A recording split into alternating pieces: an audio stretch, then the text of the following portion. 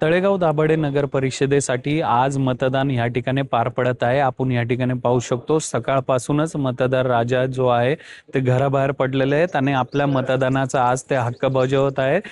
तळेगाव नगर परिषदेमध्ये एकूण 14 प्रभाग आहे आणि 28 जागा आहेत, परंतु त्यापैकी 22 जागांसाठीच आज मतदान प्रक्रिया पार पडत आहे। उर्वरित ज्या 6 जागा आहेत कोर्टाच्या आदेशानंतर त्यांचं मतदान जे आहे ते पुढे ढकलण्यात आलेलं आहे।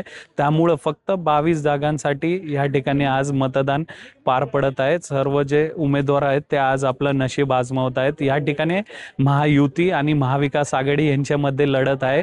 त्यामुळे इथले जे स्थानिक आमदार आहेत सुनील शेळके असतील किंवा भाजपचे माजी राज्यमंत्री असतील बाळा बेगडे किंवा खासदार श्रीरंग बारणे यांची देखील प्रतिष्ठा पणाला लागलेली आहे। त्यामुळे उद्या याचा निकाल समोर येणार आहे। त्यामुळे नगर परिषदेवरती कोणाचा झेंडा फडकणार हेच पाहणं आता महत्त्वाचं ठरणार आहे।